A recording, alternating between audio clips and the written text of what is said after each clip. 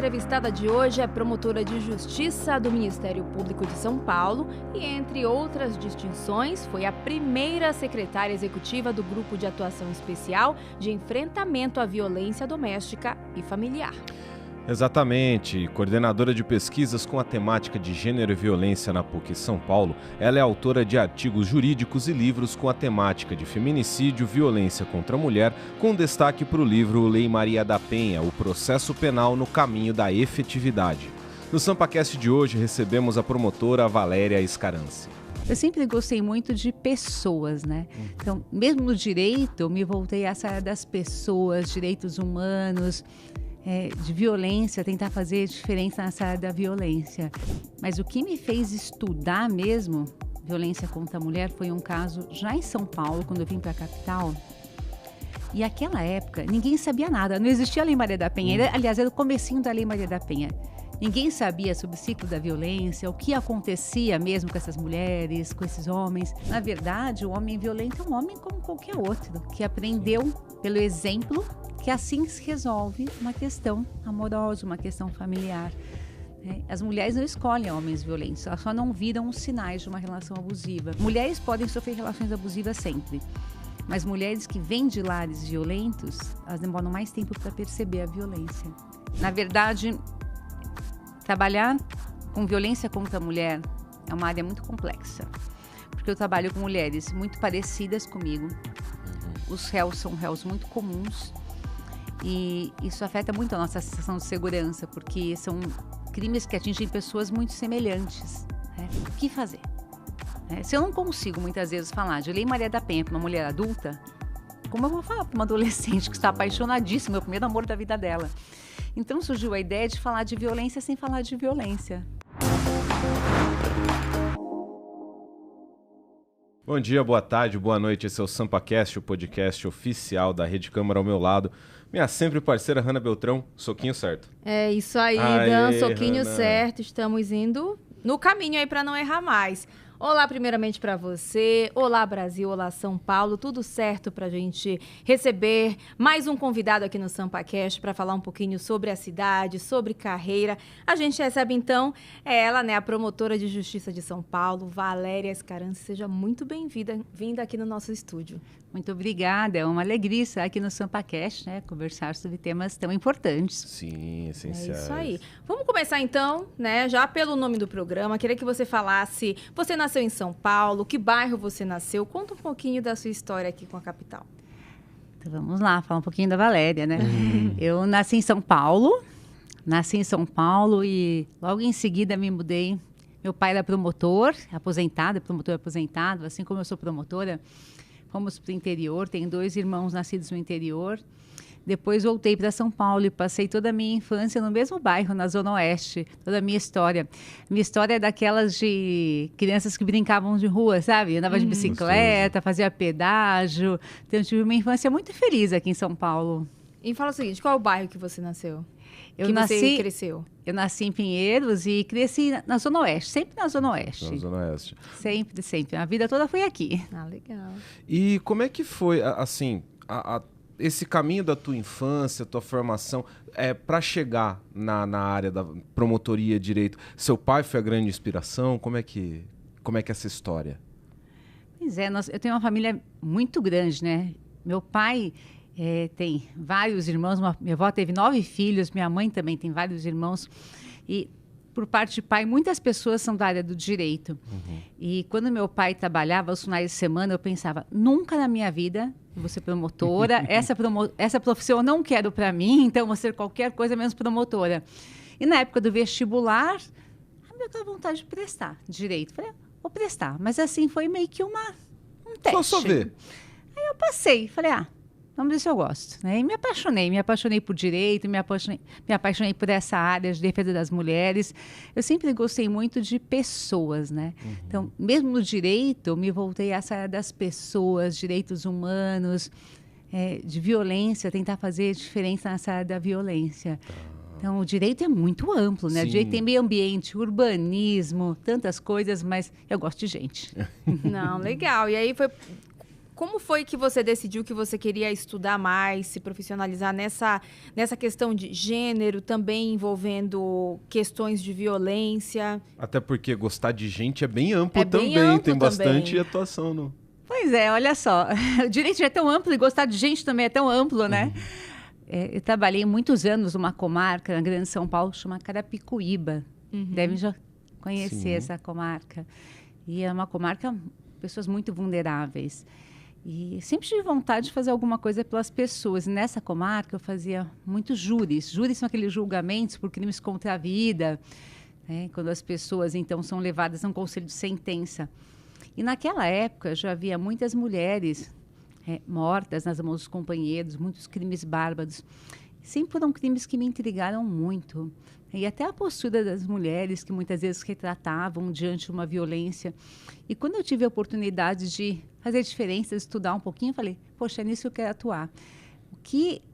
Trabalhando com gente, mas o que me encanta nessa área do direito é a sensação de que se pode fazer diferença. Então, a violência já aconteceu, mas você pode fazer diferença na vida do futuro para aquelas crianças, filhos da violência, para aquela mulher. Você pode efetivamente, não é exagero não, salvar muitas mulheres, salvar muitas pessoas. E é muito gratificante trabalhar com algo tão pesado, mas saber que você pode modificar a realidade daquelas pessoas. Isso que vale a pena. E teve algum, dentro dessa formação em Carapicuíba, algum caso específico, notório, que virou essa chave ou não? Foi a construção mesmo, lidar com todos os casos? Alguns casos, interessante, nós trabalhamos com violência, as pessoas muitas vezes pensam, mas você já está acostumada, né? Nada mexe com você, mas não é, né? Sempre tem alguns fatos que realmente marcam a nossa história, marcam a nossa vida. Eu me lembro de um, especificamente, que me fez refletir um pouco contra a violência. Há muitos anos, de uma moça grávida, jovem, que ela retomou um relacionamento abusivo com o namorado e ele tentou matá-la. E a mãe era uma enfermeira, uma pessoa muito inteligente, muito perspicaz, tirou várias fotografias no hospital, ela sobreviveu, mas a netinha não. E ela tirou, inclusive, fotos da netinha já num caixãozinho, meio num caixãozinho branco. E esse moço foi preso e ele, na prisão, a jovem que tinha perdido o bebê, era uma menininha, começou a mandar cartas para ele e queria retomar o relacionamento. E a mãe veio me procurar e falou, doutora, o que eu faço? Ela quer voltar ao namoro. Eu falei, não, vamos conversar com ela. Foi quando eu percebi essa dinâmica da violência contra a mulher. Mas o que me fez estudar mesmo violência contra a mulher foi um caso já em São Paulo, quando eu vim para a capital. E naquela época, ninguém sabia nada. Não existia a Lei Maria da Penha. Aliás, era o comecinho da Lei Maria da Penha. Ninguém sabia sobre o ciclo da violência, o que acontecia mesmo com essas mulheres, com esses homens. E foi um caso tão complexo, porque era de um homem que ele havia desconfiado de que a esposa tinha outro relacionamento. Aliás, muitos homens dominadores, violentos, dizem que as parceiras têm outros relacionamentos, né? E ele havia agredido ela e a vizinha, torturado mesmo, porque achou que as duas tivessem um caso e não tinham. Depois torturou por vários dias como uma forma de punição, porque elas tinham confessado um relacionamento que elas não tinham. E aí eu me lembro que elas só escaparam porque elas conseguiram pegar o telefone e ligar para a família dessa esposa. E a família disse, mas eles sempre voltam. Não tem por que ajudar agora. A polícia veio, resgatou, elas saíram carregadas. Essa vizinha desapareceu, depois voltou, prestou depoimento, e a mulher acabou falecendo. E a reflexão surgiu a partir de uma conversa com uma amiga. Ela me disse, mas Valéria, por que elas não fugiram? Por que elas não tentaram fugir em nenhum momento?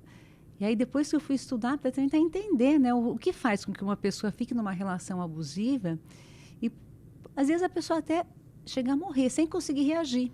E há muitos estudos científicos que mostram por que a pessoa não consegue reagir. Não é porque ela quer estar numa relação abusiva. E foi esse processo que me detonou, que me fez estudar e desenvolver vários projetos depois, a partir, então, dessa minha atuação na Vara Central de Violência contra a Mulher. Muito importante, né, a gente falar disso. A gente já teve um outro...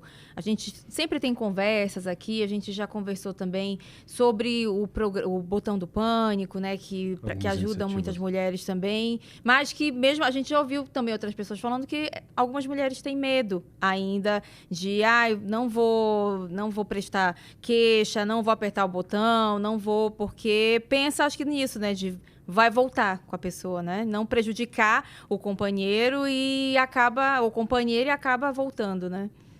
Sim, eu acho que esse ponto é sempre tão importante falar sobre esse ponto. A violência contra a mulher, ela é marcada de muitos preconceitos, conceitos errôneos, de que a mulher escolhe um parceiro violento, de que é fácil enxergar socialmente quem é violento. Na verdade, o homem violento é um homem como qualquer outro, que aprendeu pelo exemplo que assim se resolve uma questão amorosa, uma questão familiar. As mulheres não escolhem homens violentos, elas só não viram os sinais de uma relação abusiva. E a repetição da violência faz com que muitas vezes ela não consiga mais reagir. Há várias teorias científicas que explicam isso. Então, uma mulher numa situação de violência, ela precisa de apoio, ela precisa de compreensão, precisa que a mão seja estendida. E não repreensão. As pessoas agem errado com as mulheres vítimas de violência. Elas repreendem, dão bronca, acham que assim a mulher se liberta. Mas quem faz isso com ela é o agressor. E quando você repreende, quando você eleva a voz, você faz com que ela retome o silêncio. Exato. Eu vou até me dar o direito de fugir um pouco do roteiro, mas o quanto a sociedade ainda não está preparada para enxergar esse tipo de coisa e lidar? E principalmente, qual é a sua principal dificuldade com nós homens? Porque assim, a Hannah é mulher, a senhora é mulher, vocês ainda conseguem enxergar coisas que o machismo estrutural impede alguns homens que não querem enxergar ou que acham que a sociedade é assim mesmo de enxergar, mas qual é o principal obstáculo também para que a gente seja conscientizado? Porque os homens têm que ser agentes ativos nessa transformação. Sim, com certeza. Acho que essa pergunta assim, é a pergunta de ouro, vai? E foi bom sair um pouquinho do roteiro, porque essa é a chave, é uma das chaves da transformação, né? Pensar o seguinte, a violência contra a mulher, ela não mora lá longe, ela mora do meu lado, mora do seu lado, do lado da Hannah, porque são as minhas amigas, são as minhas irmãs, são as pessoas que eu amo que estão sofrendo. Toda mulher potencialmente pode sofrer uma relação abusiva. E os homens, eles não estão alheios a essa luta, eles são parte dessa luta. E como conscientizar os homens, como trazer os homens para esse enfrentamento, na verdade, né? Primeiro, muitos homens se sentem atacados quando se fala de masculinidade, quando se fala de machismo. Mas o machismo, ele, na mesma medida, não na mesma medida, mas assim, também prejudica os homens. Há alguns estudos que são muito interessantes que mostram o seguinte, os homens morrem, é verdade, 4 vezes mais do que as mulheres. Mas os homens morrem nas mãos de homens. Sim. O machismo mata homens e o machismo mata mulheres. O machismo mata homens em disputas de poder nas ruas. E o machismo mata as mulheres dentro de casa, em demonstrações de poder. Homens não cuidam da saúde, porque homem que é homem não se cuida. Homens cometem mais suicídio, porque homem que é homem não fala de sentimentos. Homens morrem mais em acidentes de trânsito, porque homem que é homem dirige em alta velocidade. Então, o machismo também traz malefícios para os homens. Por isso, repensar a sociedade, na verdade, é repensar uma sociedade mais justa, uma sociedade mais evoluída, uma sociedade mais amiga para os homens e para as mulheres. Então, como modificar a sociedade? Tem uma pesquisa muito legal do Instituto Avon que mostrou o seguinte, o que modificou os comportamentos machistas? Um bate-papo, como que nós estamos fazendo agora, e por isso que me agrada tanto estar aqui com vocês, um papo reto, um bate-papo, e principalmente de homem para homem. Então, assim, eu estou vendo um amigo, não concordo com uma atitude dele. Bate-papo, não é ficar brigando, mas olha, cara, não é legal. Não é assim que se faz com a sua namorada, com a sua mãe, ou então não concordo com essa postura, não repassar uma foto de uma mulher nua. São pequenas posturas, porque é pelo exemplo que a gente muda a sociedade, não é pelo discurso.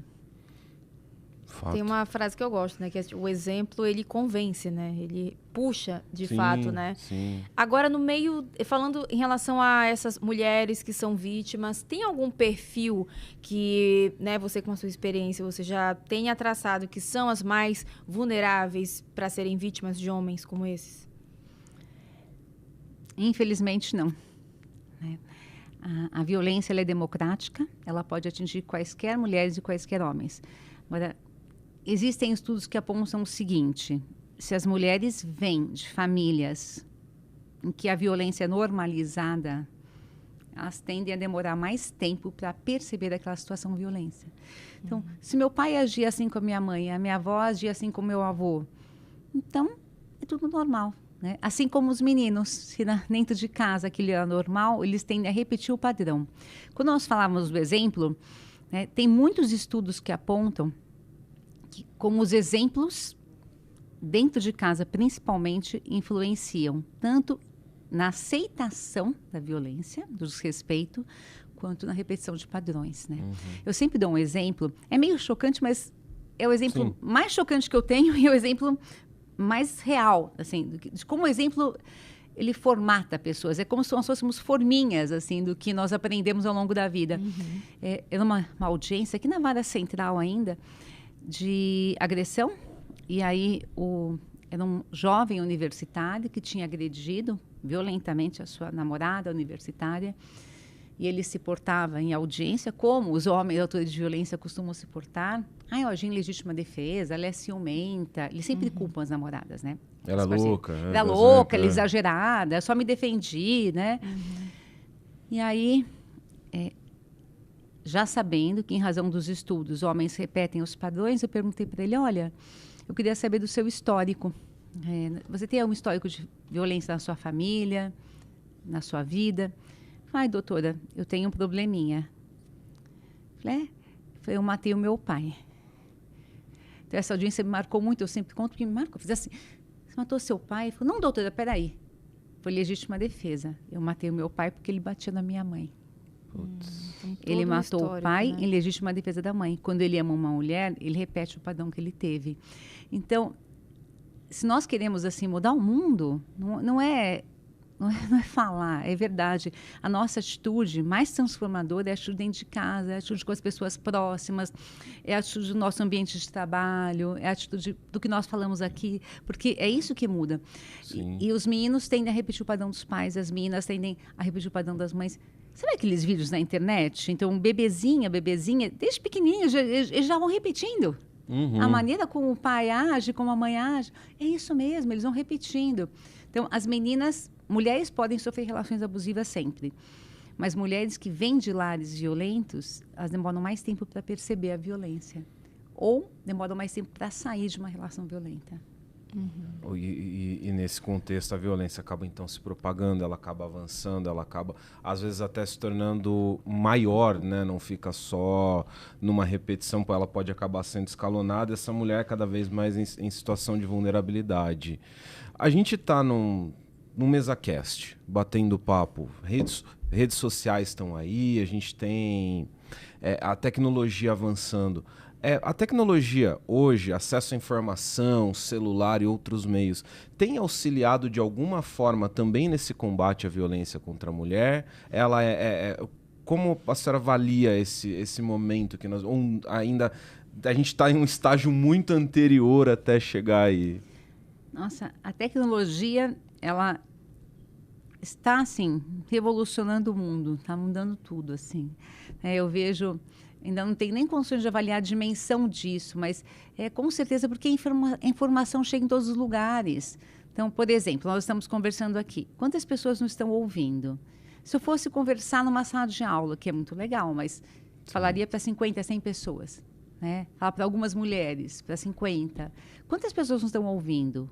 Quantas pessoas não estão assim, se identificando, aprendendo o que fazer, por vezes refletindo? Então, a tecnologia, a informação chega nos locais em que nós não conseguimos chegar.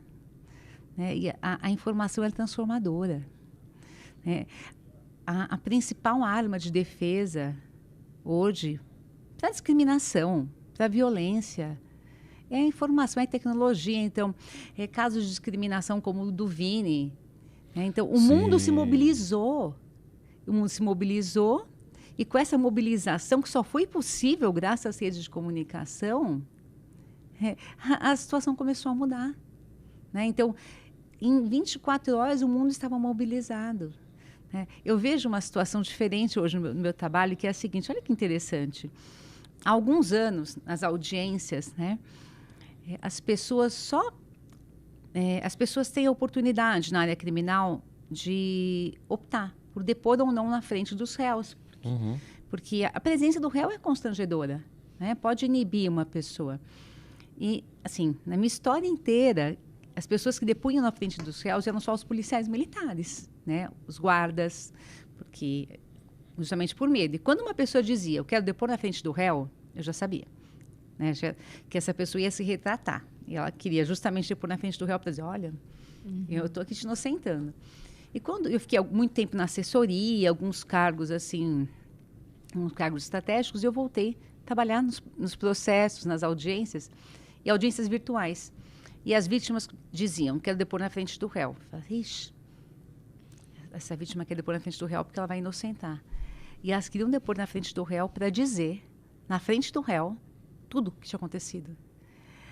O distanciamento virtual dá a segurança que as pessoas precisam para que elas tenham coragem de depor na frente dos réus. Achei tão interessante o que tem acontecido. Então, ao mesmo tempo em que o mundo virtual dá uma falsa sensação de segurança, também dá segurança para que as pessoas falem o que elas precisam dizer. Sim. Sem se sentirem, né, de alguma maneira acuadas, né, com aquela apreensão.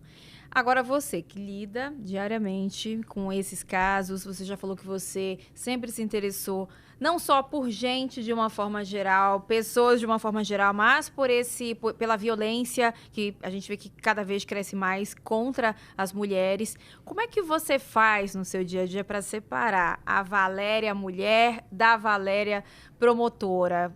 Ou não dá para separar? Acho que essa pergunta é a mais difícil de todas. Reflexão essa, né? Pois é, essa pergunta espelhinho, né? Pergunta reflexiva. Então, às vezes eu separo muito bem, às vezes não tão bem. Assim, eu estabeleço alguns...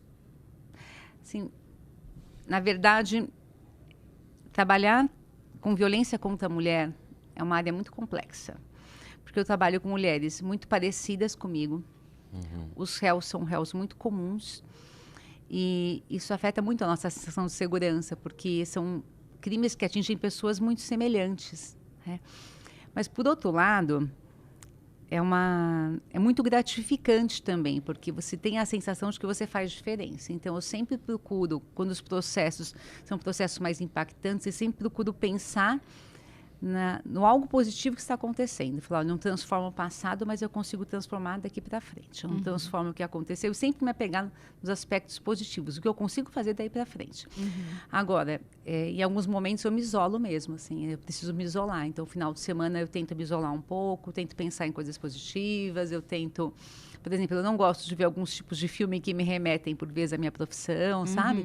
Eu tento ficar mais próxima da família, do marido, do filho, porque acho que eu preciso realmente, assim, sabe, me recuperar para conseguir enfrentar tudo isso, né? Poder ter aquele equilíbrio, mas né? o que me dá mais força mesmo para que a Valéria pessoa consiga ser a Valéria promotora e continuar engajada, porque tem dias que são de muita alegria, dias de tristeza, eu vou guardando essas mensagens, eu vou guardando essas notícias positivas que eu tenho do que deu certo. E eu vou me nutrindo disso. Eu falo, olha, aqui eu consegui, aqui deu certo, aqui deu certo, aqui deu certo, aqui deu certo. E é isso que vai me nutrindo para continuar. Perfeito. São transformações, né? São momentos em que você se adapta à situação e também ao longo da sua profissão, do seu histórico, você foi se transformando e você viu transformações. Eu acho que uma das mais impactantes é que até 2015, morte por mulher, por ela ser mulher, era tratada como homicídio, depois virou feminicídio. O quanto isso impactou de maneira positiva também em trazer luz para a violência contra a mulher, o quanto isso também é um ponto de mudança para a gente tratar de outra forma? Assim, com certeza o mundo mudou muito. Muitas pessoas dizem, poxa, mas tantas leis e nada mudou?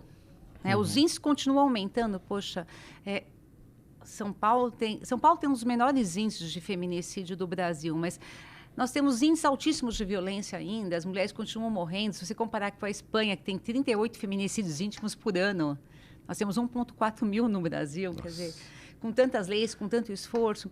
Mas qual a principal transformação que eu vejo? Eu acompanhei isso muito de perto, né? Passo a passo. Toda a implementação em São Paulo das políticas públicas, eu estava lá, né? Implementando, participando no Ministério Público. Acho que, primeiro, um despertar das instituições, né? Entender que isso é importante, um envolvimento das instituições, mas um despertar da população. Eu me lembro quando a Lei Maria da Penha surgiu, as pessoas diziam, essa lei é diabólica, essa lei vai destruir a família, essa lei é inconstitucional, essa lei é desnecessária. Resistência, né? Muita resistência. A cada lei que né? surgiu, muita resistência. Mas hoje, por exemplo, quando surgiu a lei, aquela campanha Chega de Fio-Fio, as pessoas diziam, ninguém mais pode paquerar?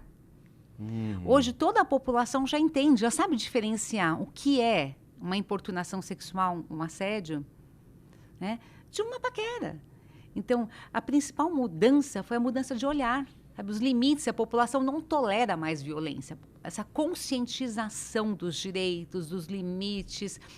E esses são passos certos. Os nossos passos não são grandes passos em termos de diminuição dos índices de violência, mas são passos muito certos e muito firmes em termos de conscientização. Porque quando você abre a janela, quando você descortina a mente, quando você desperta o olhar, isso não volta mais. E agora, a gente sabe que, né, nos relacionamentos, começa ali na paquera, depois vira um namoro, e esse namoro tem que ser saudável, né? Porque na maioria das vezes eu acredito que já começam, né, essa violência psicológica, física no namoro.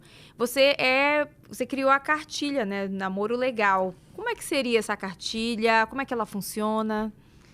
Sabe que esse é um dos projetos que eu sou apaixonada pelo que eu faço, né? Eu sou apaixonada porque eu realmente acredito que todas e todos nós podemos fazer diferença. Mas por que a cartilha Namoro Legal? Porque que nós começamos a perceber que as meninas, as moças jovens, né, as pessoas jovens têm muito amor no coração, né? Muita vontade de se envolver, de namorar. Mas com essa intensidade toda, os relacionamentos evoluíam muito mais rápido. E no mundo machista, também, se a pessoa é violenta, a violência evolui muito mais rápido. Então, o que nós percebíamos é que, nas relações violentas, aquela relação impactante também era uma relação muito mais violenta em poucos meses. Então, as meninas morriam mais rápido. Então, foi o que fazer? Se eu não consigo, muitas vezes, falar de Lei Maria da Penha para uma mulher adulta, como eu vou falar para uma adolescente que está apaixonadíssima, é o primeiro amor da vida dela? Então, surgiu a ideia de falar de violência sem falar de violência, né? E aí foi uma estratégia. E como é que surgiu o Namoro Legal?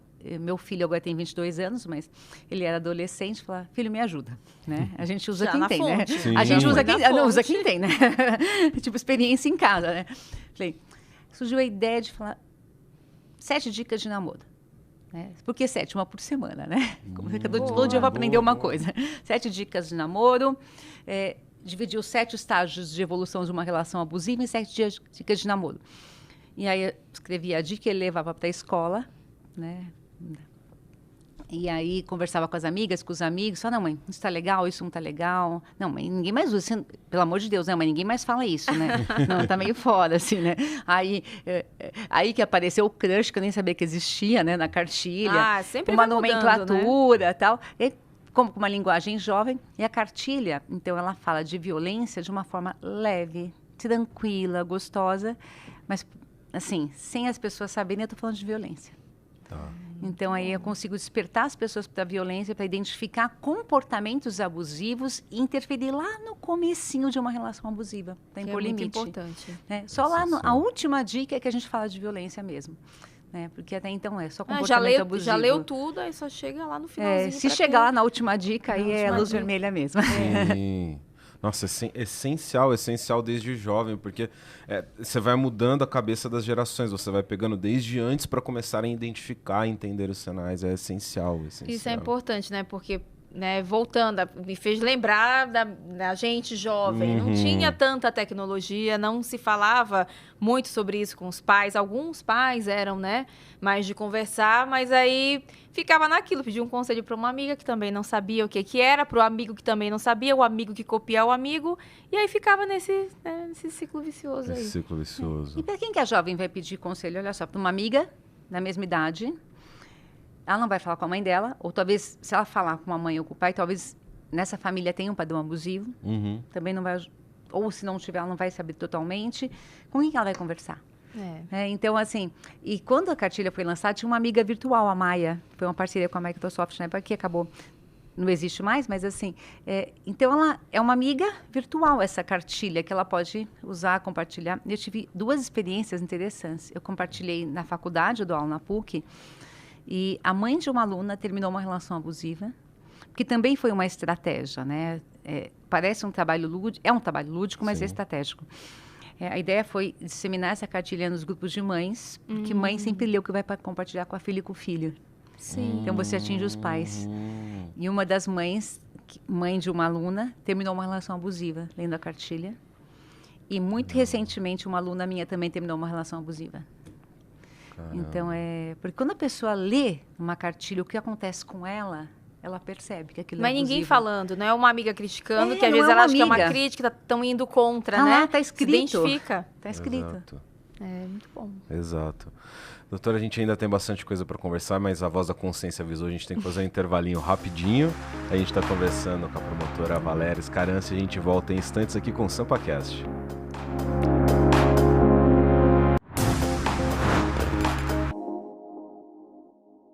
Hanna, que episódio sensacional, né? Muito bom o nosso papo de hoje, né, Dan? E se você quer ficar por dentro dessa e de outras entrevistas também que a gente faz por aqui, é só se inscrever no canal oficial da Câmara São Paulo no YouTube. É isso mesmo, aponte o seu celular por QR Code que aparece aqui na tela e se inscreva. Até breve, tchau, tchau. Tchau, tchau. Essa frase, em briga de marido e mulher, ninguém mete a colher. Bom, quando eu trabalhava com violência contra a mulher antes da Lei Maria da Penha, era muito comum as pessoas dizerem, isso é questão de família, né? Ninguém se mete, não tem que se meter, não tem que optar essa questão. E houve uma conscientização, inclusive em relação a essa frase, porque ela é muito complexa, né? O que está acontecendo na casa ao lado não é problema meu. Não, como é que está São Paulo hoje? Hoje São Paulo tem um dos menores índices, ainda é o menor índice de morte de mulheres do país. É muito superior aos índices de outros países, mas como Europa, México, né, Argentina, mas é o menor índice de morte de mulheres do país, justamente em razão das políticas públicas, dos trabalhos que nós estamos fazendo. Estatisticamente, e a pesquisa trouxe isso, medidas protetivas salvam. Né? Até eu fico muito incomodada quando eu vejo uma matéria, quando eu vejo uma reportagem que fala, ela morreu e ela tinha medida protetiva, sem explicar o que acontece na maioria dos casos. Porque, em regra, quando uma pessoa tem uma medida protetiva, ela não morre. O feminicídio é uma morte, é o assassinato de uma mulher por ela ser mulher. É matar uma mulher pelo fato de ela ser mulher. Tá? De maneira mais simples. Muitas vezes vem como uma piada, Valéria, vai, agora, cadê a lei do João da Penha? Cadê a lei? É sempre a mesma piada, sabe? Estamos de volta com o SampaCast, hoje estamos recebendo a promotora de justiça Valéria Scaranci. A gente terminou o bloco passado falando sobre a cartilha Namoro Legal e a gente até conversou aqui em off algumas coisas, mas uma delas é frases machistas que reproduzem comportamento, e tem uma que sopraram no ponto, é que em briga de marido e mulher não se mete a colher, e a gente está falando de violência contra a mulher. Você consegue enxergar uma mudança no padrão do comportamento e da violência contra as mulheres com o passar dos anos? Se houve, inclusive também com o acesso delas à informação, com esse também, com essa conscientização? Essa frase, em briga de marido e mulher, ninguém mete a colher. Bom, quando eu trabalhava com violência contra a mulher antes da Lei Maria da Penha, era muito comum as pessoas dizerem, isso é questão de família, né? Ninguém se mete. Não tem que se meter, não tem que palpitar nessa questão. E houve uma conscientização, inclusive em relação a essa frase, porque ela é muito complexa, né? O que está acontecendo na casa ao lado não é problema meu. Não, é... E houve uma mudança gigantesca de conscientização em relação às mulheres, em relação à sociedade. E até em tempos de pandemia. O que aconteceu com a pandemia? As pessoas saíam, em regra, para trabalhar. Então, elas não sabiam, ou não sabiam tanto, o que acontecia na casa ao lado. Com as pessoas trabalhando todos os dias, ou a maior parte do tempo dentro de casa, elas começaram a escutar o que acontecia na casa ao lado. Então, os índices de notícia de violência, 190, acionamento da Polícia Militar, aumentaram muito da Guarda Civil, porque o estresse aumentou, os problemas aumentaram, a violência aumentou, mas também a conscientização da população aumentou. Né? Eu me lembro de um processo que eu tive, um dos mais graves que eu tive, assim, terrível. Esse processo especificamente, não vou contar aqui porque é até pesadão, assim. Mas eu me lembro que eu peguei o carro e eu andava na Marginal para lá e para cá, assim, não conseguia nem voltar para casa, para conseguir digerir tudo que eu tinha ouvido, assim, tão pesado que foi. Mas e a juíza que me contou que ela ficou vomitando, achou em casa e começou a vomitar, estou nervosa. Então, esse foi muito pesado mesmo. Mas eu me lembro que a vizinha ouviu, foi um vários dias de tortura. Então a vizinha ouviu as agressões. Esse é psicopata, em regra, agressor não é psicopata, é bom a gente dizer, ele é um homem comum que aprendeu. E ele agredia a mulher e dizia, não se mata, eu gosto de você, não faz isso, tal. E a vizinha ouviu ele pedindo pizza. Aí a vizinha pensou assim, poxa, eles brigaram, mas ele pediu pizza, tá tudo bem. Tipo, mais um ditado, acabou em pizza. Sim. Ela não acionou a polícia, essa moça quase morreu de uma forma atroz. Então, as pessoas não se intrometiam realmente. Eu tive um outro caso também, que assim, a criança morreu, mas aí não foi violência contra a mulher, a menininha, agredida, a menina chorou. De repente ela parou de chorar, a vizinha não chamou a polícia porque achou que ela estivesse dormindo, a criança tinha morrido. Nossa. Então, não é que ela estava dormindo, que eles pararam de agredir, é porque a criança morreu. Então, as pessoas não se intrometiam, não chamavam a polícia. Então, não só houve uma conscientização das mulheres, mas houve uma conscientização da sociedade. Por que é tão importante a sociedade se conscientizar? Porque pessoas que estão numa situação de violência, elas não conseguem reagir, muitas vezes. Elas não conseguem entender que aquilo é uma situação violenta. Porque o agressor, ele não é agressor o tempo todo. Ele é agressor, depois ele muda um tempão o comportamento, depois agride de novo, depois muda um tempão o comportamento, pede desculpas. Então, as pessoas que estão ao redor enxergam, e muitas vezes a vítima não enxerga. Daí a relevância, assim, dessa conscientização de todas, não só das vítimas, né? Conscientização coletiva, né, de fato. Total, coletiva. E o Dan até falou no comecinho da nossa conversa, né, que até 2015 ainda, né, mulheres assassinadas eram tratadas ainda como casos de homicídio, né, misturado aos outros casos, não como feminicídio, né, simplesmente por serem mulheres. As suas pesquisas são sempre voltadas para esses temas, mas tem a última que faz esse raio-x, né, sobre a situação do feminicídio em São Paulo. Nem precisa dar números exatos para a gente, assim, só para a gente ter um panorama mesmo. Como é que está a situação, né, da maior cidade do país em relação ao número de feminicídios? Então, vou fazer uma observação que eu acho importante. Por que nós fizemos essa pesquisa raio-x do feminicídio? Porque quando a lei saiu, o feminicídio, que até vocês estavam elogiando, tal, as pessoas diziam, por que feminicídio? A vida da mulher vale mais do que a vida de outra pessoa?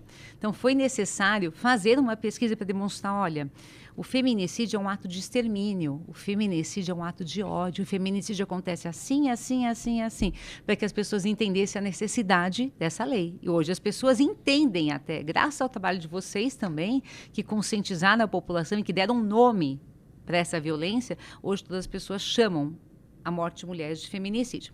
Mas como é que está São Paulo hoje? Hoje São Paulo tem um dos menores índices, ainda é o menor índice de morte de mulheres do país. É muito superior aos índices de outros países, mas como Europa, México, né, Argentina, mas é o menor índice de morte de mulheres do país. Justamente em razão das políticas públicas, dos trabalhos que nós estamos fazendo, da questão da educação, do acesso aos serviços, é um dos menores índices do país. Mas ainda muitas mulheres morrem. É um número muito alto, né? Você tinha falado no bloco anterior 1.300 e... Pelo menos 1,4... É um isso. pouquinho menos que 1,4 mil mortes de mulheres. Sim. Isso se nós considerarmos só as mortes que são tipificadas, são Exato. reconhecidas como feminicídio. Número real, 4,5 mil. É muito alto. Assassinatos de mulheres. Aproximadamente, tá? Então, é muito alto. Mas eu sempre gosto de falar de coisas positivas, né? Afinal de contas, acho que esse é nosso papel, mudar a sociedade e trazer o que tem de importante. E o que é importante? Estatisticamente, e a pesquisa trouxe isso, medidas protetivas salvam. Uhum. Né? Até eu fico muito incomodada quando eu vejo uma matéria, quando eu vejo uma reportagem, que fala, ela morreu e ela tinha medida protetiva, sem explicar o que acontece na maioria dos casos. Porque, em regra, quando uma pessoa tem uma medida protetiva, ela não morre. Então, a estatística mostrou isso do raio-x do feminicídio. Na Espanha, por exemplo, 14% dessas mortes, só as mulheres tinham medida protetiva. Aqui no Brasil, essa primeira pesquisa, 97% das mulheres não tinham medida protetiva. Pesquisas mais recentes, 14%, 15% das mulheres que morreram não tinham medida protetiva. Ou seja, em regra, quando a pessoa tem a medida protetiva, não é que a medida protetiva é mágica, mas assim, ela evita uma violência mais severa e ela evita a morte. Para a gente reforçar também essa mensagem, esse entendimento, o que é um feminicídio? O que ele diferencia do homicídio? Para quem talvez só ouça, não tenha tanta familiaridade, caiu no nosso programa hoje, para entender também do que a gente está falando. O feminicídio é uma morte, é o assassinato de uma mulher por ela ser mulher. Né? É matar uma mulher pelo fato de ela ser mulher. Tá? De maneira mais simples. Em regra, acontece num contexto doméstico e familiar, afetivo doméstico e familiar, ou por menosprezo ou discriminação à mulher. Mas de uma forma bem simples. É matar uma mulher porque ela é mulher. Em regra, porque ela terminou a relação, porque o homem não aceita ouvir não, porque ele se sentiu desafiado, porque ele acha que ele está sendo traído. Né? Aqueles famosos julgamentos pela honra que hoje não justificam mais a absolvição. Né? O Supremo se posicionou de uma maneira muito firme, o que é importante, dizendo que não existe legítima defesa da honra. Né? Que não existia nem não existia nem no Código Penal brasileiro, né? Essa foi uma excrescência que surgiu. Uma excrescência. Então, houve um tempo lá, o tempo do descobrimento do Brasil, na legislação de Portugal, que admitia a legítima defesa da honra, né? Podia matar em defesa da honra. Aí tinha algumas alternativas, assim, na lei, mas até que, com aquele slogan, quem ama não mata... Desde o caso Dock Street, não se admite, Angela Diniz não se admitia mais. Mas a legítima defesa da honra é interessante. É uma tese que nunca desapareceu por completo, porque ela não vinha expressa, mas vinha em mensagens subliminares. Mas ela traía. Olha a foto dela na rede social. Olha como ela se comportava. Coitado desse moço. Olha com quem ele estava casado também. Qual homem que não ia perder a cabeça? Então, isso é legítima defesa da honra. Sim. Até que o Supremo se posicionou. Essa alegação é inconstitucional, não pode mais. Né? Isso foi muito importante, porque... E a Lei Marie Ferrer também foi importante, porque até bem pouco tempo ainda se observava no processo a estratégia de atacar a vítima. Sim. Eu ainda, nos meus processos, eu tenho que falar, pela ordem, excelência, esse tipo de pergunta não pode ser feita. Que muitas vezes se ataca a vítima. Em muitos casos, a estratégia da defesa é atacar a vítima, o que não pode mais.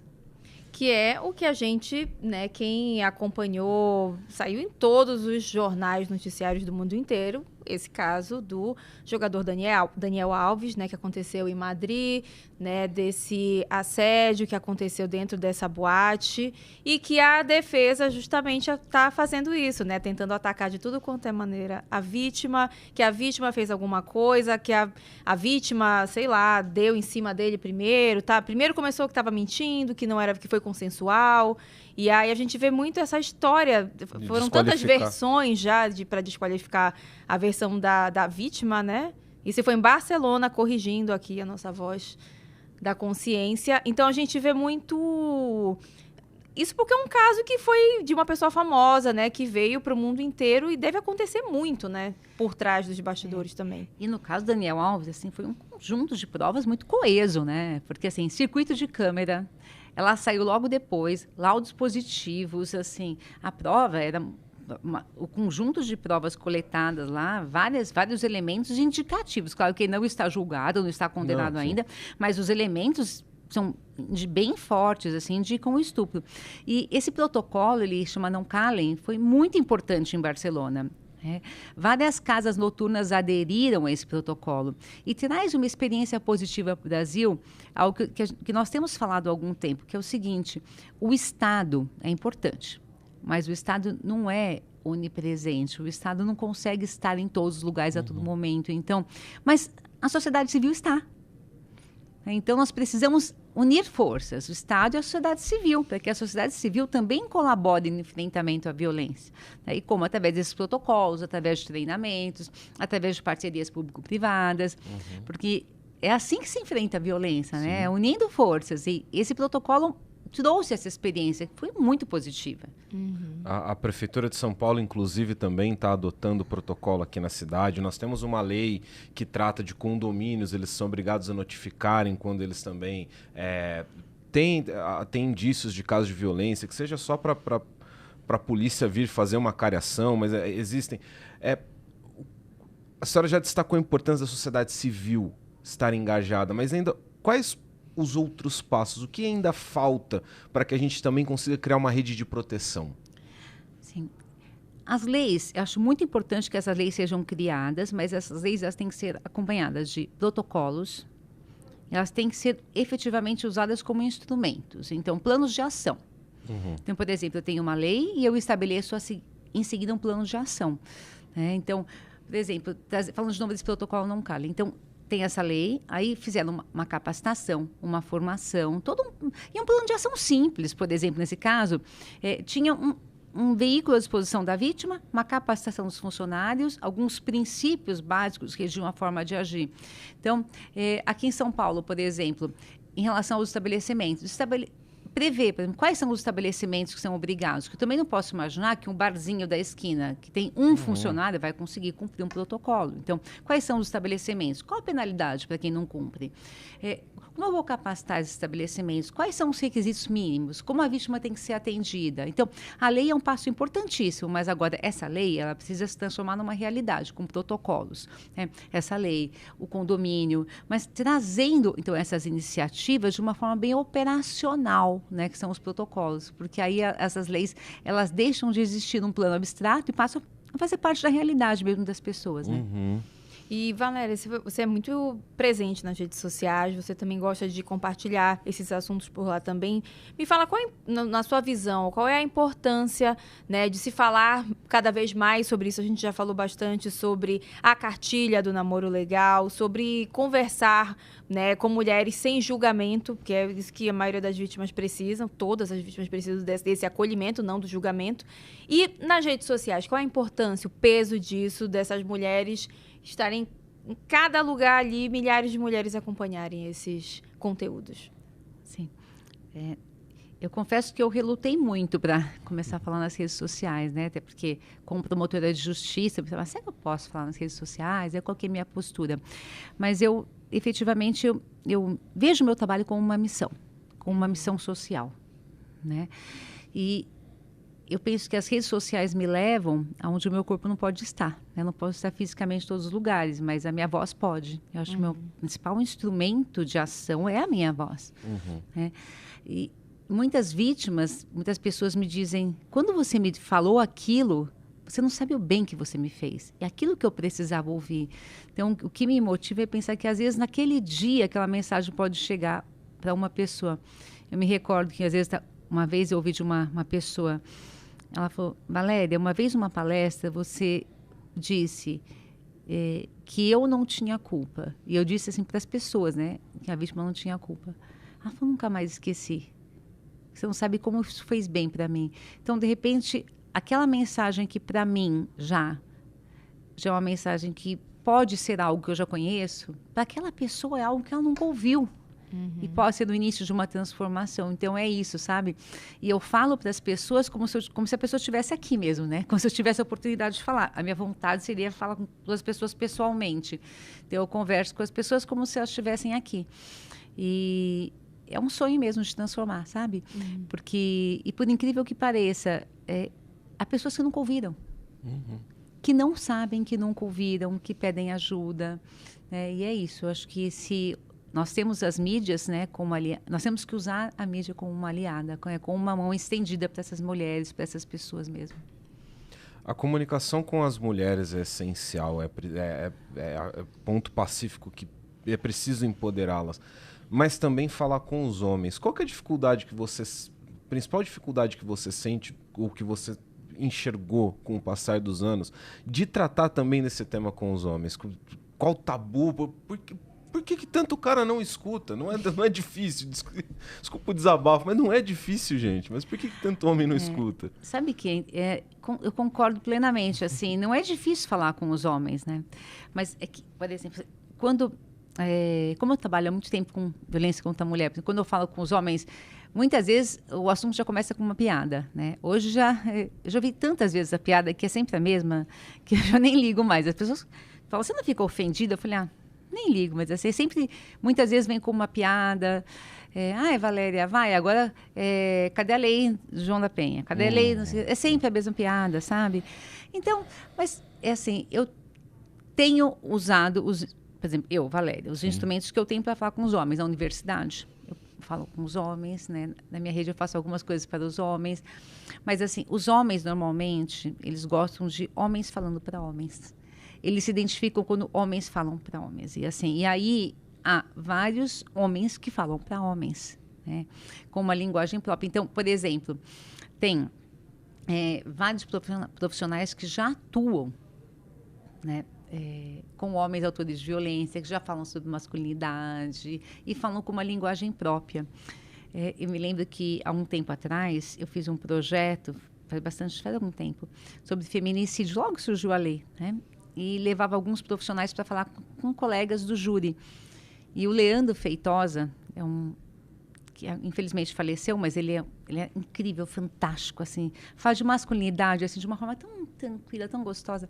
E ele foi falar com os promotores do júri. E ele foi falar 2 vezes. Porque ele falava assim, para falar sobre a forma de trabalhar o feminicídio em plenário. Ele faz de uma maneira tão agradável que ele conquistou todos. Conquistou todo mundo. Então, na verdade, a melhor estratégia, assim, masculinidade, é você falar do seu lugar de fala. Eu posso falar sobre masculinidade, mas não estou no meu lugar de fala. Né? O melhor é você falar sobre masculinidade. Você está no seu lugar de fala. Por exemplo, se eu ficar falando 1 hora sobre masculinidade, eu não vou convencer. Se você falar 2 minutos sobre masculinidade, você vai convencer muito mais do que eu. Porque é o seu lugar de fala como um homem reflexivo. E uma coisa que eu acho importante também é a reflexão diária, porque, assim, todas e todos nós, em maior ou menor intensidade, temos machismos em nossa vida, sabe? Porque isso está em nosso inconsciente.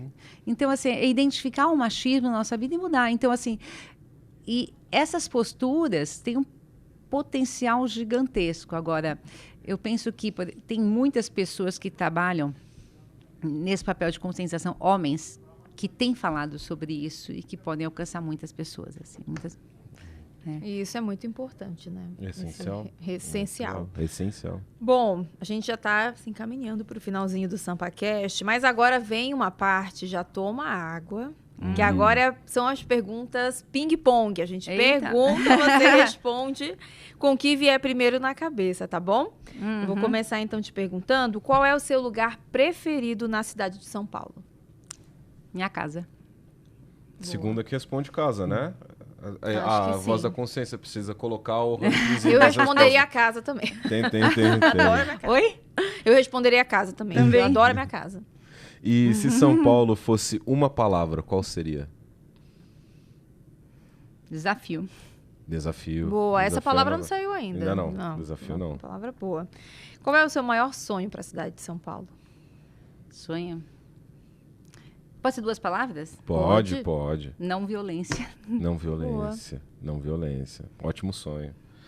Se você pudesse voltar no tempo para falar com a Valéria de 20 anos de idade, que conselho você daria para ela? Vai ser difícil, mas vai dar certo. Boa, muito boa. E agora, o papo é com os jovens, olha só. Que conselho você daria para o jovem paulistano? Jovem paulistano? Para a jovem paulistana? Para jovem. Pois é, acredite em você, invista no seu futuro. Autoestima é a chave do sucesso. Não acredite se alguém te disser que você não tem valor. Boa, muito bom. Forte, hein? Fazer o corte desse pedacinho certinho. Ficou... Já deixar guardado. E qual a sua dica cultural para o pessoal que está aqui? Alguma coisa, já que você também gosta de consumir, é o seu momento de separar a Valéria promotora da Valéria pessoa. O que você deixa de dica? Assim, livro, música, não precisa ser algo sério, às vezes um teatro. Qual é o seu programa que distrai? Eu gosto de tanta coisa, eu gosto de ir pro parque, eu gosto de ir para pub com meu marido, eu gosto de cinema, muito de cinema, teatro. A Valéria, que não é promotora, gosta de bastante coisa. Então, minhas dicas culturais, na verdade, elas envolvem, assim, acho que vários aspectos da cidade. São Paulo é um mundo, né? Sim. Então, acho que São Paulo tem para todos os gostos, assim, depende de como você acorda, tem para várias Valérias disponíveis. Tem. Verdade. Ok, então consuma São Paulo. Consuma São Paulo. Acorde e escolha para onde você quer ir, porque assim, depende do seu estado de espírito, tem uma São Paulo para você. Boa. Bom, antes da gente encerrar, né, que eu já ia falar assim, doutora, Valéria, promotora, você, são tantos, né, pronomes que daria para usar. Queria então que você convidasse o pessoal, qual é o seu Instagram que eles podem te acompanhar para entender sobre vários assuntos. Você falou tão bem aqui que eu tenho certeza que o pessoal agora vai querer te acompanhar. Então tá bom, vamos lá, pessoal.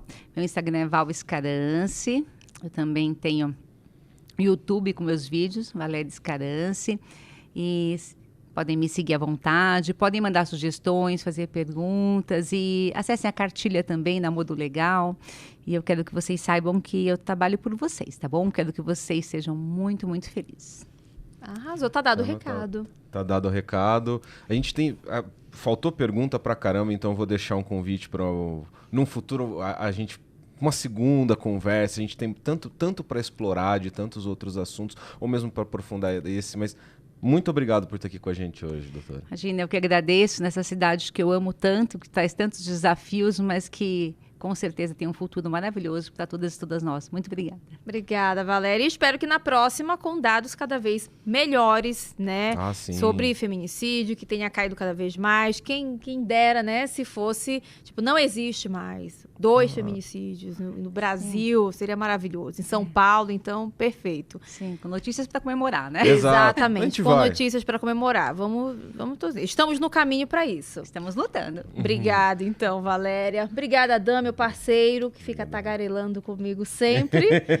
Então é isso. Obrigada, Dan. Bom, tá acabando o SampaCast de hoje. Continuem acompanhando toda a nossa programação pela TV Câmara, pelas nossas redes sociais. E não se esqueça, muito importante isso, de se inscrever no nosso canal no YouTube. Semana que vem tem mais, né, Dan? Então é isso. Exatamente, Hanna.